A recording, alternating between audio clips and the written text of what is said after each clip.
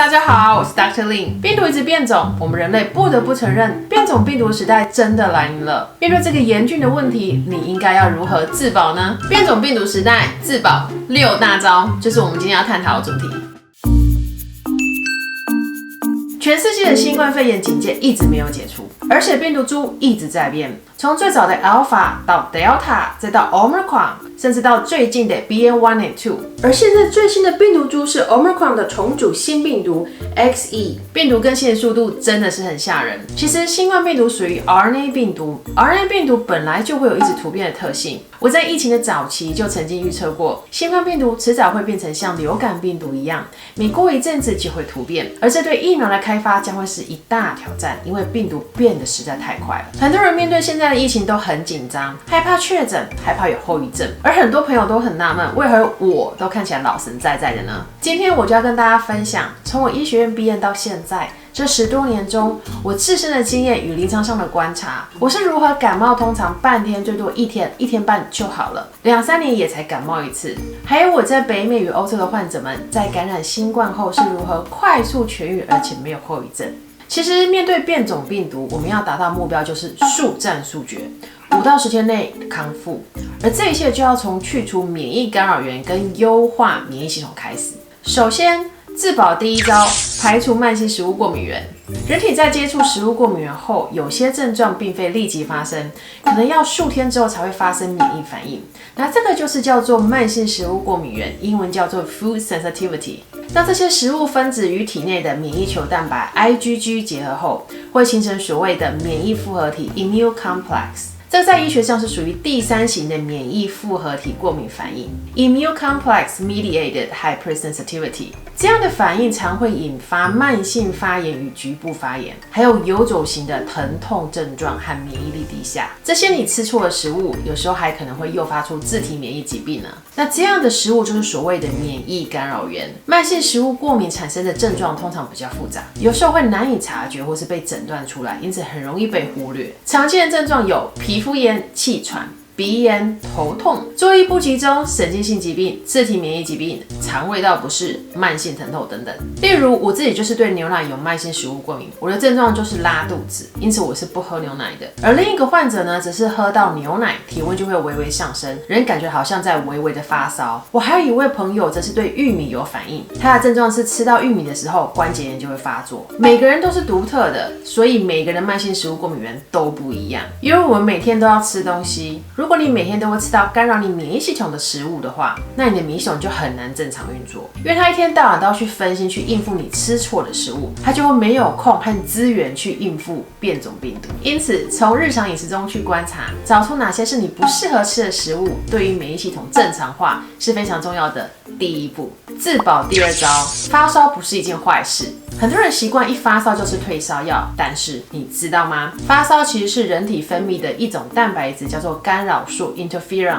在作用。干扰素是人体对抗病毒入侵最快的反应部队，它具有免疫调节与抗病毒的作用，而它的副作用就是产生类似流感的症状，像是体温升高、肌肉酸痛和畏寒。在医学上，干扰素常用于 B 型和 C 型病毒性肝炎的治疗。当病菌入侵体内的时候，干扰素可以用在抑制病毒复制。当干扰素分泌不足的时候，感染通常会变得更严重。研究显示，新冠病毒会去阻断人体分泌干扰素的正常机制，让免疫系统变得反应迟钝，方便病毒逃脱。另一方面，消炎止痛退烧药则会降低干扰素的功效，来达到降温的目的。因此，在感染初期，你若用退烧药，等于就是把自家的武器干扰素的功能收了回来。这个就像是器械投降。那这场病毒之战时间就会拖得更久。所以如果烧还不到39度C， 人是意识清楚的，有活动力，而且感觉精神还不错，没有特别哪边疼痛，而只是觉得身体热热的话，这代表身体正在顺利的打仗。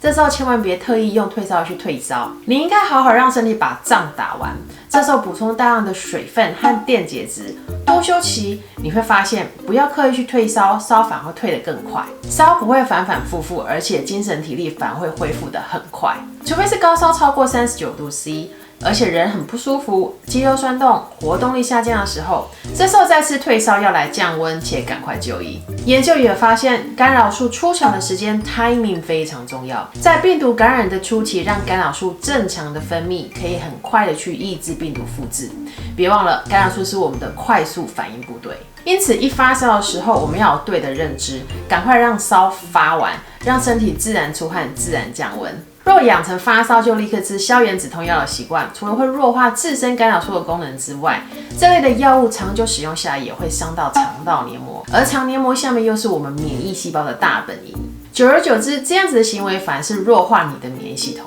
所以，我们应该让身体的干扰素好好的去运作，协助它快速的把仗打完。因此，发烧不见得是一件坏事哦。关于更多自然医学如何退烧的知识，大家可以看新冠居家自救的那一集。自保第3招，检查发炎指数。现在不管大人或小孩，大家最害怕的就是被病毒感染后引发多重系统发炎症候群，也就是所谓的中重症。在跟病毒开战之前，大家最好要对自身的状况做一个盘点，了解在还没有遇到病毒之前，是否你体内就已经有发炎的现象，或者是本身的免疫系统就已经有错乱的倾向了。若答案是 yes 的话，那你就应该立刻赶快调整你的体质。所以无论大人或是小孩，我通常建议大家初步了解下面这3个重要的指标：1 HSCRP 高敏感度 C 反应蛋白，这是一个发炎指标，在新冠感染的早期。C 发炎反应蛋白的高低和肺炎的严重程度呈正相关，它可以作为疾病的进展和并发急性心肌损伤风险的早期生物指标。